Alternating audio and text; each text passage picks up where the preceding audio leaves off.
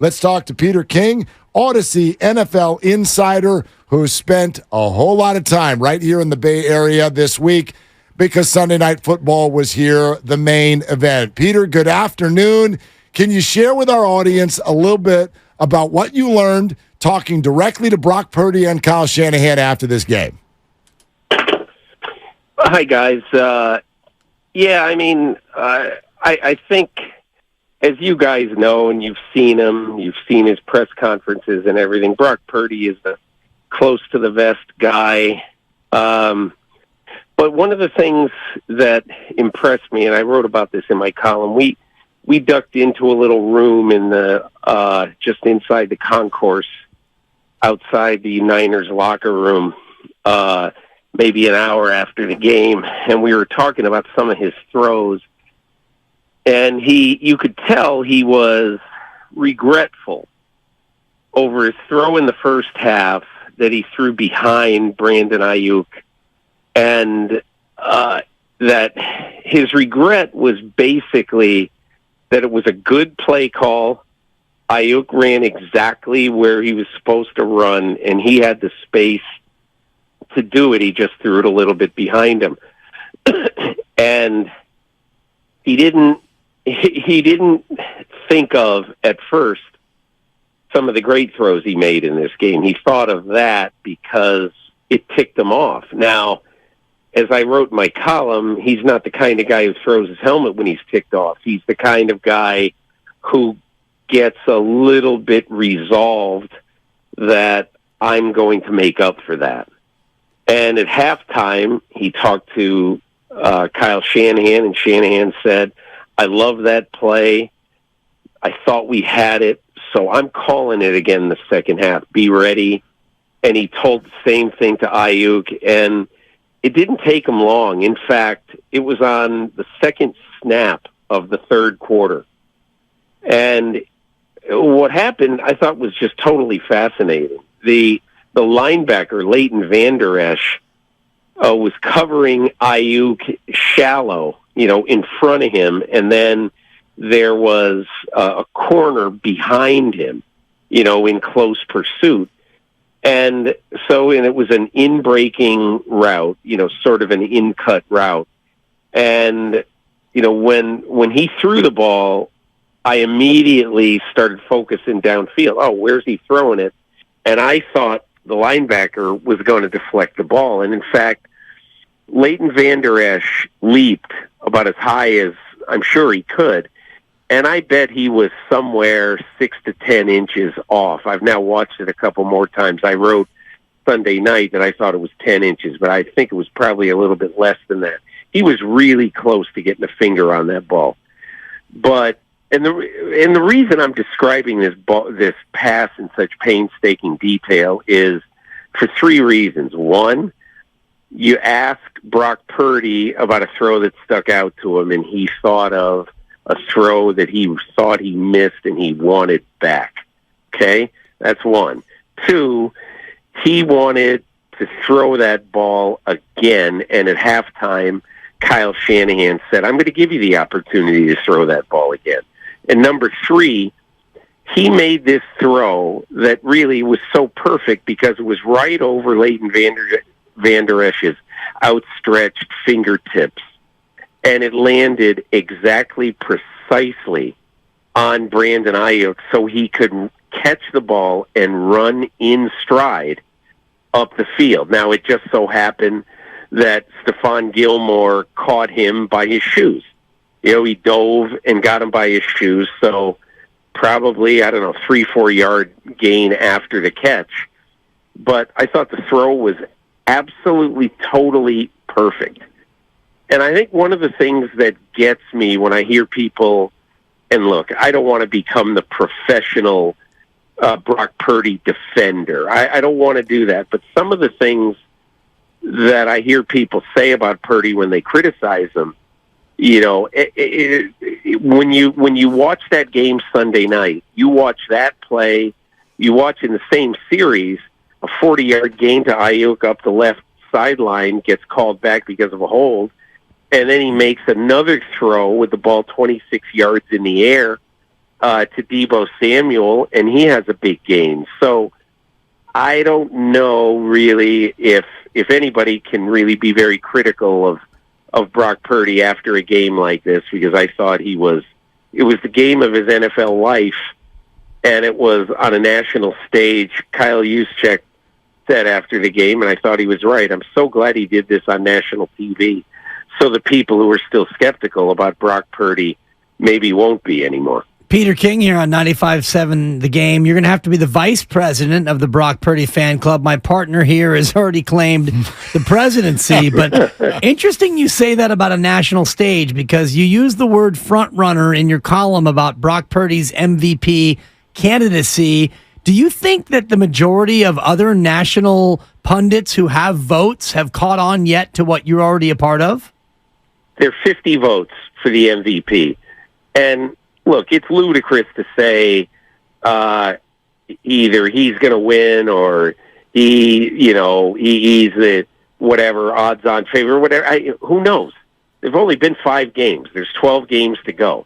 All I'm saying is that if the season ended today, the 49ers are the best team in football. He leads the NFL in passer rating by a lot. He's 27 points ahead of Patrick Mahomes.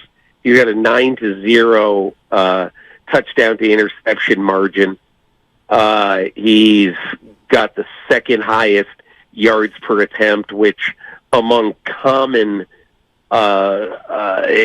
metrics, easy to understand metrics, is still one that coaches really value. 9.3 yards per attempt. The amazing thing is Brock Purdy goes 20 of 21 last week, and his quarterback rating is 115 after that game. And you say, okay, nobody can keep that up. So what happened this week? It went up 8 points. And so, all I can say is he's not going to pat himself on the back. Kyle Shanahan's not going to do a lot of that either, because, hey, if you can't see it, you're probably not looking. But real quick on a follow-up on that, though, Peter, just because I think we're all talking about the belief that others have. If the vote were today, he'd win it? I've not asked a soul, but there are 50 voters. I certainly would vote for him. He's the leading quarterback in the NFL, playing for the best team in the NFL. It's hard to imagine that he wouldn't win it. You've talked to Kyle Shanahan so often through the years, and especially after this game and the comments you got about Brock.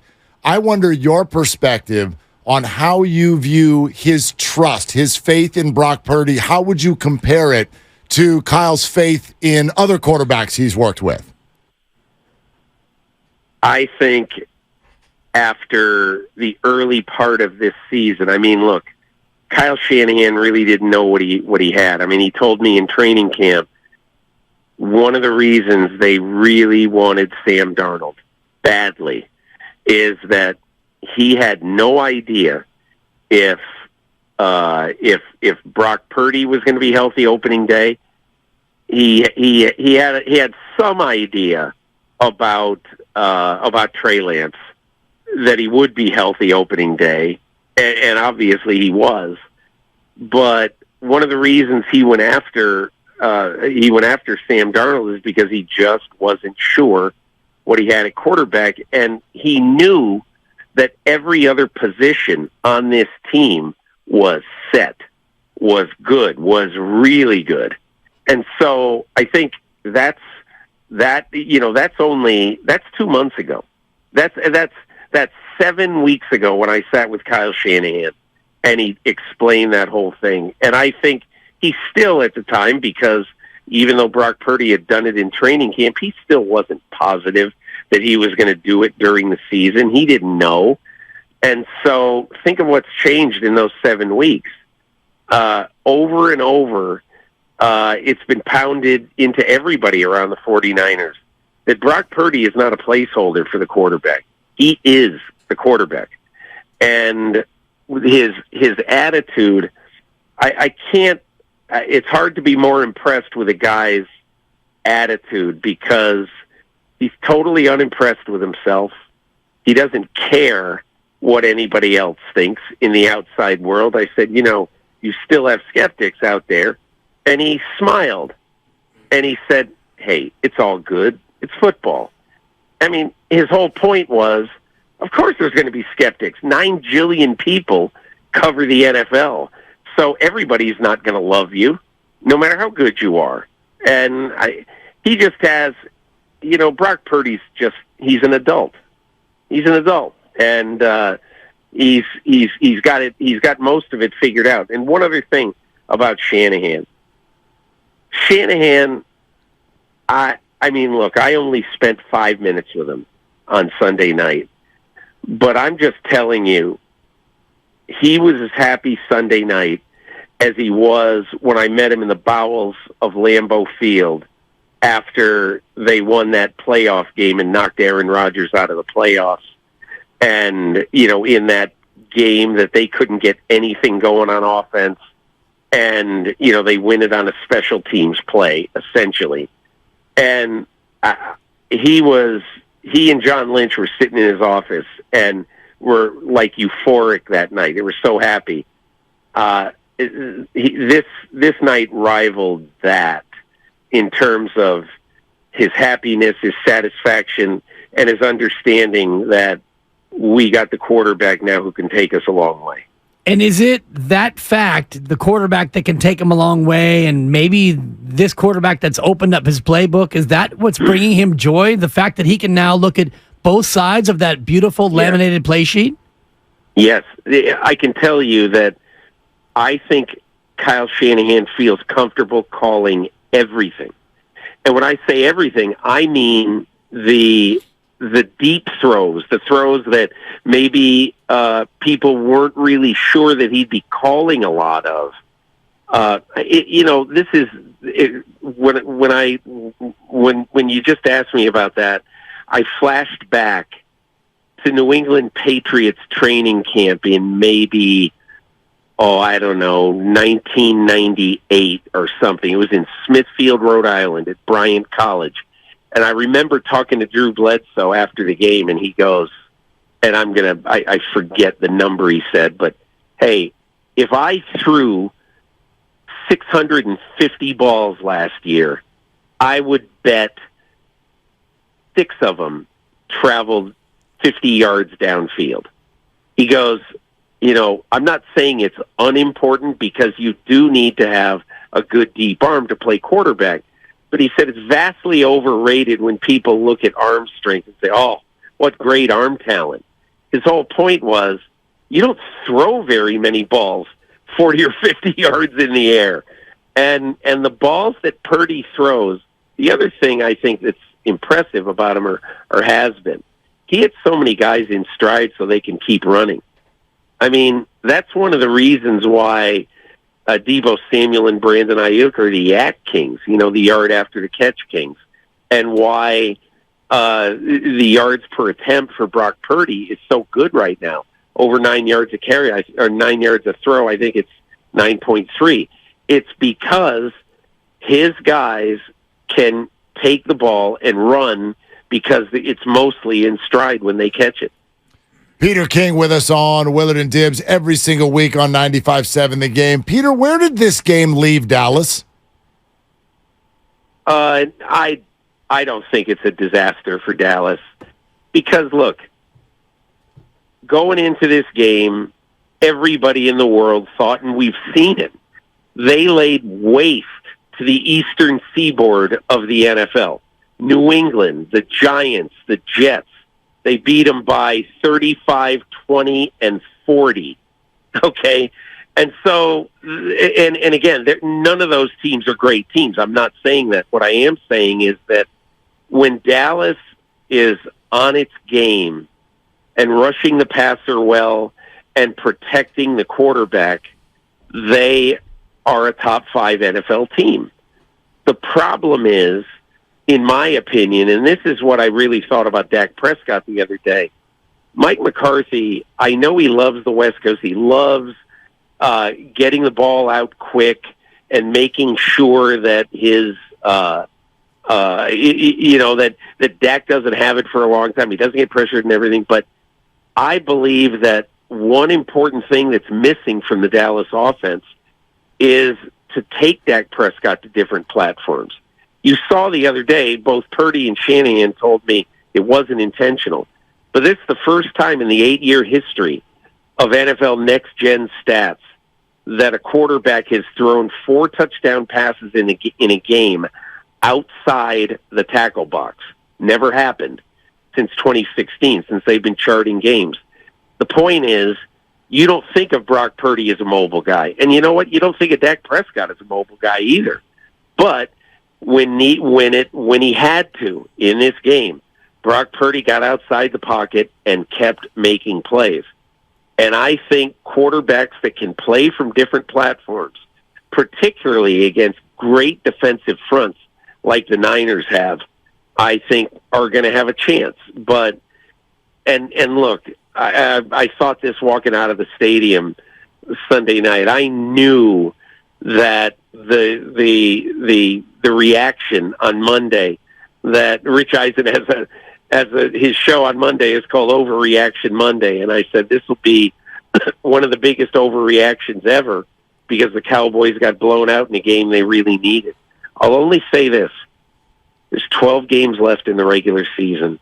No one has any idea who's going to be healthy come mid-January, what shape, what form these teams are going to take. Look, we thought 2 weeks ago that the Buffalo Bills, and really even after losing Tre'Davious White against the Miami Dolphins, they still beat the Dolphins by 28 points and forced them to have 4 consecutive 3-and-outs. Who does that to the Miami Dolphins? So they still look good even without Tre'Davious White. But losing Matt Milano this week means you have lost in consecutive weeks your 2 best defensive players. And that's why, look, I'm not trying to jinx anybody or say anything. But look, I mean, what happened when we woke up today? Wow. Justin Jefferson out for at least a month, hamstring. I mean, so you can't tell who's really going to be good later in the season because you can't tell who will be suiting up for all these teams later in the season. Are the Niners more injury-proof than other teams based on exactly what they have, though, on the defensive side of the ball? I don't think so. I mean, I think injuries, I don't think they're totally fluky, but I think once you think, we got it all handled now with injuries. I mean, Deebo Samuel is a physical wide receiver. Brandon Ayuk, a physical wide receiver. George Kittle, a physical tight end. Christian McCaffrey, also very physical. So, I mean, let's be honest. I think the 49ers would be very fortunate if those 4 guys all played 17 games and entered the playoffs as healthy players. And again, for their sake, I really hope that they do, but it's just not really logical to think in today's football that any group of skilled players in quarterback, I mean, those are 5 guys you're talking about, all of whom have had some injury history. And so I don't know where it's headed, but I just think that it's hard to make categorical judgments in October about what we're going to see in January. Peter, I'm still interested in more that you observed in being with these guys after that game. I know as fans and media, we get a little emotional out here about the way the rest of the world is talking about Brock Purdy. I was struck by the fact that Kyle Juszczyk was among those that directly came to you and said, I'm glad Brock got to show this to the world. What did you notice in that locker room in terms of how the rest of the guys are feeling about that conversation? Well, Kyle Juszczyk did not say that to me. I was in the rear of a group of maybe 10 people at his locker afterwards. Honestly, one of the guys I was really impressed with after that game was Trent Williams, because everybody after that game wanted to crown the 49ers. Let's just play the Super Bowl tomorrow. And Trent Williams said, hey, listen, and I'm going to paraphrase him. I was on the outside of his thing, just listening to him, because I always enjoy listening to him. He's such a bright guy. And when, he started talking, somebody asked him a question, what does this win say about your team or whatever? And he goes, hey, listen, we got to go to Cleveland on Sunday, and we have to figure out how to stop one of the best. We just played one of the best pass rushers in the game. Now we're going to get on a plane to play another one in Cleveland, and, he can wreck a game any game he plays. And he's absolutely right. Myles Garrett, T.J. Watt, Nick Bosa, Micah Parsons, pick a guy. Aiden Hutchinson now, really, Aiden Hutchinson, you got to at least start to consider him to be in that class. And all those guys can wreck a game. And so I think one of the things that I liked about what I heard, not just from Brock Purdy, but from several guys in that locker room was, and Kyle Shanahan said it to him just before I shook hands with him, wished him well, and went on my way. He said, we're 5-0. He goes, we got a long way to go. And when you think about it, they played 1 month of the season, 3 months left. Three. Think of everything that can happen in 3. Look at what's happened in the last month. Yeah. Not just injury-wise. Aaron Rodgers gets wiped out. Matt Milano, Tre'Davious White, Justin Jefferson, maybe for a long time. Bill Belichick. Other guys have been hurt. Yeah. Look at and the Patriots are they're gone. The New York Giants are gone. It's things happen, and so that's why, to me, I like the Niners' approach right now. Hey, this was as good a game as we could play, and wonderful, great, but, we got to go to Cleveland, and that's a top 3, 4, 5 defense in football, and we better be ready to go. And that's the way you have to react. And no matter whether they had lost 42-10, they're going to make the postseason, and what matters now is staying as healthy as you can and trying to stack these wins so you're going to get that week off before the postseason begins. Peter, we're up against it, but I have to know, you were at In-N-Out Burger in Alameda. What'd you order? I just got a cheeseburger. I love their fries. Got a Diet Coke, and I was on Willie Stargell Avenue. I thought it was Oakland, and somebody said no. That's Alameda. Yeah, right through the Webster Tube. The guy who took the order. When you're there for lunch, it's a cool thing because they got somebody taking your order kind of in the drive-through line. And he looked at me and he goes, "Hey, you're Peter King." I said, "Yeah." And he goes, "Can I just ask you one question?" I said, "Yeah." And he goes, "Why won't the owner fire that coach, Josh McDaniels?" I said, "My God, we're 4 games into his second year. Teams get in trouble when they just fire their coach willy-nilly, And he says to me, he says, "Hey, we want him fired anyway."